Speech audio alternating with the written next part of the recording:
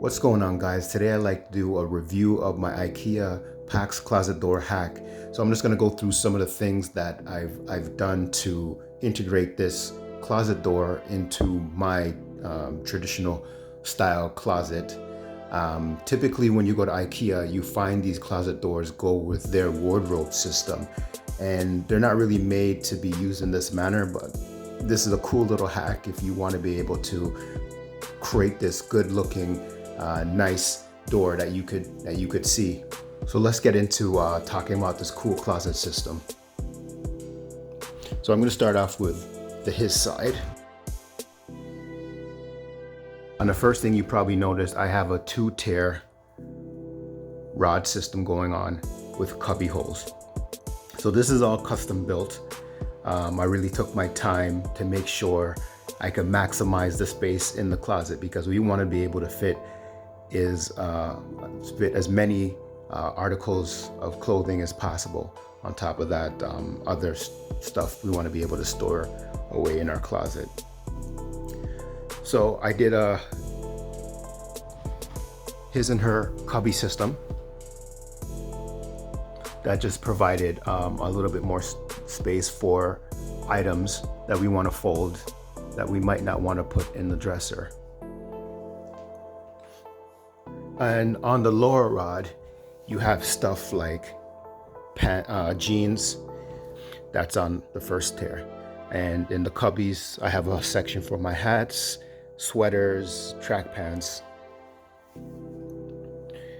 And going up, you have all the shirts at the top. Let's take a look at the her side. So the her side is slightly different.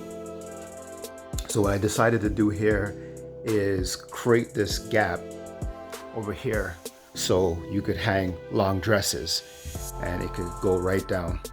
We included a steamer in here so we could steam clothes right from the closet. I also decided to put in a light switch. Excuse the bad plastering, I need to go and fix that up after. And we also included a sensor light. So every time the closet door goes open, we have this wonderful light. Regardless if the light's off in the bedroom or not, your closet's still illuminated so you could find clothes. We also had enough room left over to put a top shelf in. I mean, there's not very much room up there, but it's still enough room to add items if we wanted to. And I also took the liberty of putting these rests here in case I want to put another shelf just for flat items. The original opening for this closet was roughly 30 inches. So it was this small little slither. So what we would end up having to do, every time we go in the closet, we would have to go in and then squeeze in to access clothes from inside the closet, and it made things really difficult.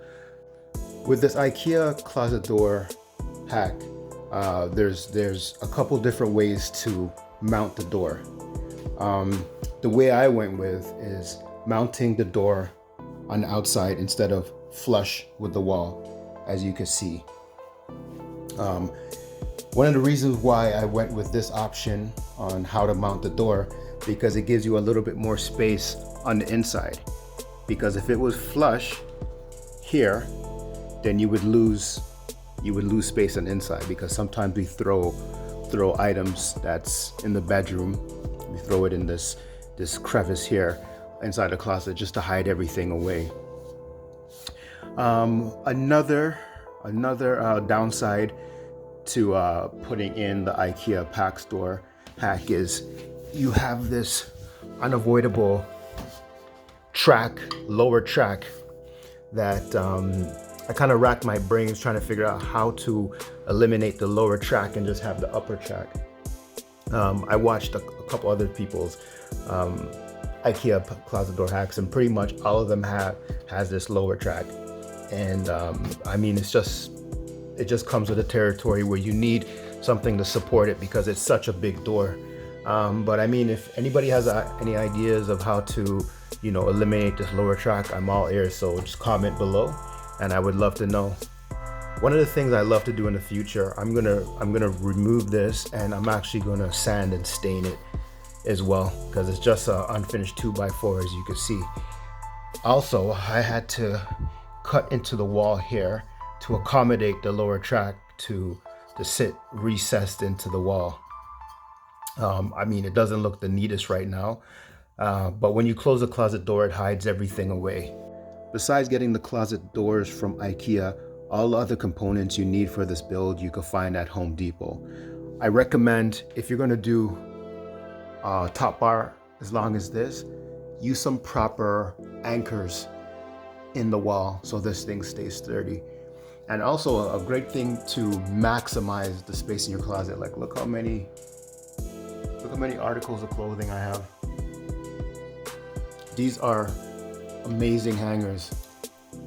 These are amazing hangers for maximizing the space. I would get rid of those wood hangers. They're bulky, they're heavy. These hangers are light, and it doesn't leave that little bump in your clothing. And clothes don't really slip off of these because it's sort of like a felt material. So these hangers are a great way to also maximize the space.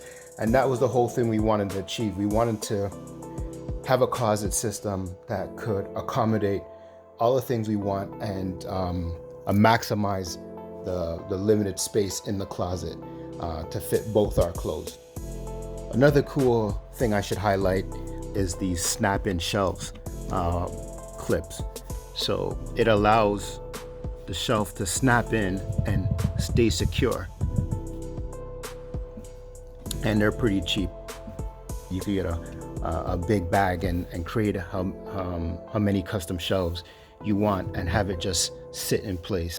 Another thing to consider if you're expanding your closet from a small opening is a flooring. The wall you remove there will be no flooring around it. So we actually were in the middle of doing renovation anyway, so we ran the existing flooring into the closet, so it actually worked out for us. So that's one thing to consider. If you are expanding, you're gonna have to try to figure out what to do with the empty flooring areas from removing the wall. You could actually do a transition if you want, whereas once you remove the wall, you could finish it with a different type of flooring. It wouldn't look that bad because it's inside the closet. Or you could do your original flooring, but just keep that in mind if you're gonna expand a small closet opening. This closet door is actually super easy to remove too.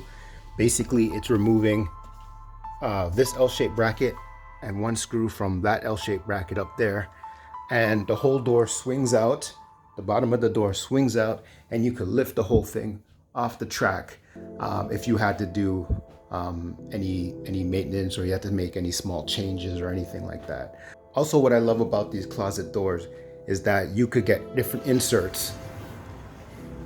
So we decided to go with frost glass, but you could get wood, or you could get mirrored, or you could mix it up. You could do like one side wood and one side mirrored, or you could do a couple panels mirrored, but we decided to go with the frost.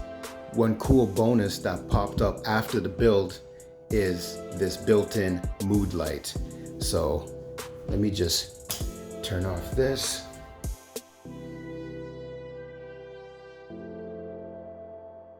So now you have this nice soft lighting that fills the room. And that was sort of like an unexpected bonus that popped up after doing the build, putting it in the light and getting this white frosted glass. You have this nice mood lighting in the room.